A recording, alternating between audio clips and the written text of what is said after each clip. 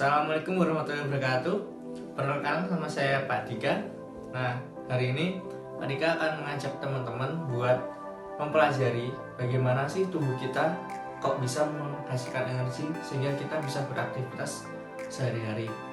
Pernah nggak sih sebelumnya teman-teman tuh berpikir kenapa kok ketika teman-teman belum makan itu teman-teman lemas, sedangkan setelah makan otomatis tenaga teman-teman bisa kembali lagi. Nah, di video kali ini Pak Dika akan mengajarkan suatu mekanisme yang disebut dengan metabolisme sel, di mana tubuh kita akan memproses energi dari makanan yang kita makan. Oke, seperti yang Pak Dika sampaikan tadi, hari ini kita akan belajar tentang metabolisme. Apa sih itu metabolisme dan bagaimana sih cara kerja metabolisme tubuh kita? Oke, langsung saja ya. Jadi, metabolisme merupakan segala reaksi kimia yang berlangsung di dalam tubuh makhluk hidup. Nah, metabolisme ini dibagi menjadi dua, yaitu katabolisme dan anabolisme. Dan metabolisme pada tubuh kita dibantu oleh katalis yang disebut dengan enzim. Jadi, setiap makhluk hidup, baik itu uniseluler maupun multiseluler seperti kita, itu tubuhnya melakukan metabolisme. Selanjutnya, pengertian dari enzim. Enzim adalah biokatalisator organik yang dihasilkan organisme hidup di dalam protoplasma, yang terdiri atas protein atau suatu senyawa yang berikatan dengan protein. Adapun komponen-komponen enzim yang pertama terdiri dari dua, ada apoenzim dan gugus prostetik. Apa sih yang membedakan antara keduanya? Yang pertama, kalau apoenzim tersusun dari protein, sedangkan kalau gugus prostetik bukan dari protein. Kalau apoenzim bersifat labil terhadap suhu dan pH, dan sedangkan gugus prostetik dibagi menjadi dua, yaitu konfaktor atau terdiri dari molekul anorganik dan koenzim. Bisa kita perhatikan gambar berikut. Bagian-bagian dari enzim. Nah, bagian dari enzim ini menjadi satu disebut dengan holoenzim. Dan selanjutnya kita akan belajar tentang sifat enzim. Yang pertama, enzim bersifat biokatalisator, yaitu mempercepat reaksi tanpa ikut bereaksi. Nah, terjadi di dalam tubuh kita ya teman-teman. Selanjutnya, enzim bekerja secara spesifik. Satu jenis enzim hanya dapat merubah satu jenis substrat.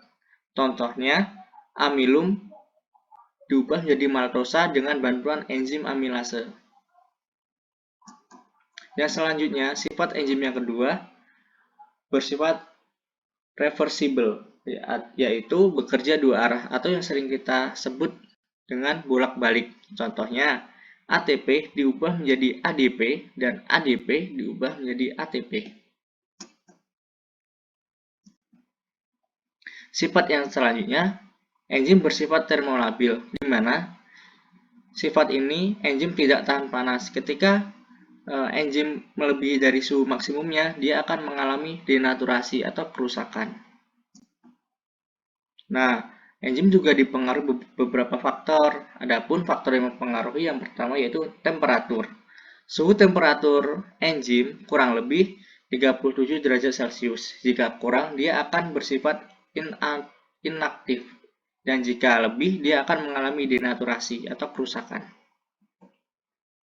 Faktor yang kedua yaitu pH. Enzim memiliki pH optimum yang dapat bersifat asam maupun basa. Sebagian besar enzim pada manusia mempunyai pH optimum antara 6 sampai 8. Contohnya, enzim tripsin yang mendegradasi protein. Oke, yang selanjutnya konsentrasi. Kenapa konsentrasi dapat mempengaruhi kerja enzim? Ya, karena semakin banyak konsentrasi enzim meningkat, maka reaksi laju enzim juga akan meningkat. Faktor yang selanjutnya adalah faktor aktivator. Apa sih faktor aktivator? Jadi, aktivator yaitu contohnya terdapat zat kimia tertentu yang dapat meningkatkan aktivitas enzim. Misalkan garam-garam dari logam alkali dalam kondisi encer sekitar 2% sampai 5% dapat memacu kerja enzim. Demikian pula dengan ion logam seperti CO, Mg, Ni, Mn, dan Cl. Faktor yang selanjutnya ada faktor penghambat atau inhibitor. Beberapa zat kimia dapat menghambat aktivitas enzim teman-teman, misalkan garam yang mengandung merkuri dan sianida. Dengan adanya zat penghambat ini, enzim tidak dapat berikatan dengan substrat sehingga tidak dapat menghasilkan suatu produk atau suatu energi. Oke, yang selanjutnya cara kerja enzim. Gimana sih cara kerja enzim? Nah, cara kerja enzim dibagi menjadi dua teori. Teori yang pertama disebut dengan teori lock and key, dan teori yang kedua disebut teori induced fit. Oke, untuk cara kerja enzim yang pertama untuk teori lock and key.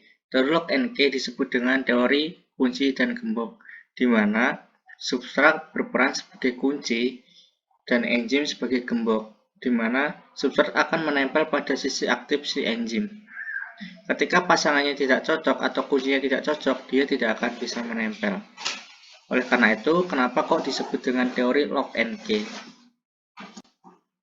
Selanjutnya, untuk teori yang kedua disebut dengan teori induced fit, di mana sisi aktif enzim akan bersifat fleksibel menyesuaikan dengan bentuk substratnya. Hal yang mempengaruhi cara kerja enzim yaitu adalah penghambat atau yang sering kita sebut inhibitor. Inhibitor ini dibagi menjadi dua, yaitu kompetitif dan non-kompetitif. Untuk inhibitor non-kompetitif, di mana inhibitor ini akan menempel pada sisi aktif enzim yang menyebabkan substrat tidak akan bisa menempel pada enzim. Bisa diperhatikan kedua gambar ini.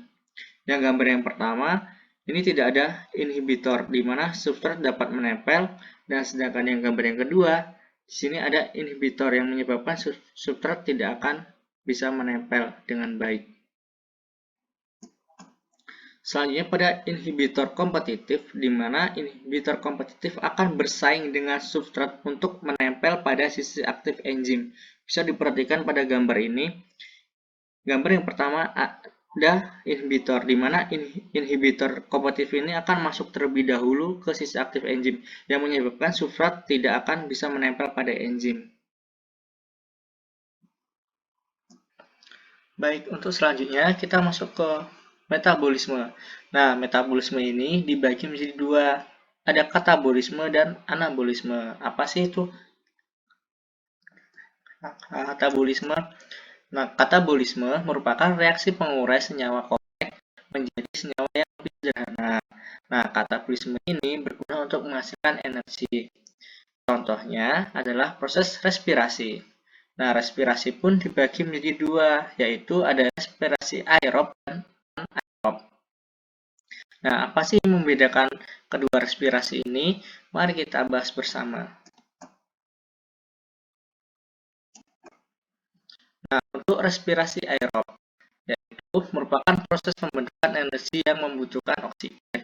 Adapun tahapannya dibagi menjadi 4. Yang pertama ada tahap glikolisis, yang kedua ada tahap dekarboksilasi oksidatif, tahap yang ketiga siklus Krebs, dan yang tahap yang terakhir ada transfer energi.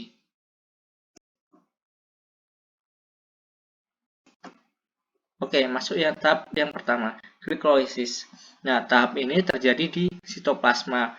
Untuk prosesnya, glukosa akan berubah menjadi 2 NADH ditambah 2 asam pirufat dan ditambah 2 ATP. Selanjutnya, 2 asam pirufat ini akan mengalami proses lagi yang namanya karboksilasi oksidatif. Nah, proses ini terjadi di matriks mitokondria.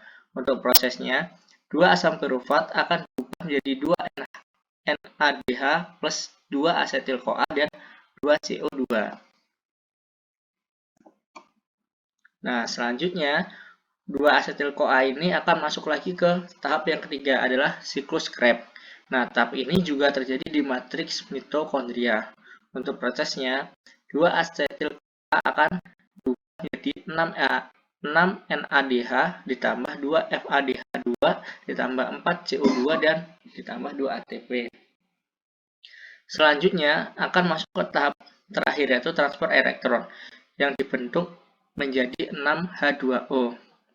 Nah, NADH dan FADH2 dioksidasi dari tahapan sebelumnya dioksidasi. Nah, untuk satu NADH itu menghasilkan 3 ATP dan untuk satu FADH menghasilkan 2 ATP. Ini yang harus diingat ya teman-teman. Nah, dikarenakan jumlah NADH dari proses glikolisis, dekarboksilasi oksidatif dan siklus Krebs totalnya ada 10. Maka 10 dikali 3 ATP menjadi 30 ATP. Sedangkan untuk jumlah FADH 2 dari proses glikolisis, dekarboksilasi oksidatif dan siklus Krebs totalnya ada 2, maka dia akan menghasilkan 4 ATP, di mana 2 dikali 2 sama dengan 4 ATP. Nah, totalnya ada 34 ATP dari hasil oksidasi NADH dan FADH2. Total ATP yang dihasilkan dari respirasi aerob adalah 38 ATP. Nah, ini untuk proses respirasi aerob, di mana C6H12O6 ditambah 6O2 akan menghasilkan 6CO2 yang didapat dari proses dekarboksilasi oksidatif dan siklus Krebs, kemudian ditambah 6H2O yang berasal dari transfer elektron dan ditambah energi yang didapat dari glikolisis, siklus Krebs, dan transfer elektron. Nah, energi ini yang dihasilkan sejumlah 38 ATP. Oke, itu tadi untuk respirasi aerob. Nah, apa sih yang membedakan respirasi aerob dan respirasi anaerob? Kalau respirasi aerob tadi, dia membutuhkan oksigen, sedangkan respirasi aerob merupakan proses pembentukan energi yang tidak membutuhkan oksigen. Contohnya, pada respirasi aerob ada pada proses fermentasi. Fermentasi juga ada pada jaringan otot yang kekurangan oksigen. Oleh karena itu, aktivitas yang berlebih dengan hasil akhir yang berupa asam laktat. Selanjutnya, respirasi anaerob. Ini untuk contoh respirasinya. Glukosa akan menghasilkan 2 asam pirufat yang akan diubah menjadi 2 fosfenol pirufat dan akan menghasilkan 2 asam laknat. Bedanya, kalau di respirasi aerob itu menghasilkan 38 ATP, sedangkan kalau di respirasi anaerob akan menghasilkan 2 ATP. Oke teman-teman, demikianlah pembelajaran pada hari ini tentang bab metabolisme di bagian enzim dan katabolisme. Apabila ada pertanyaan, bisa tulis di link komentar ya. Jangan lupa like and subscribe.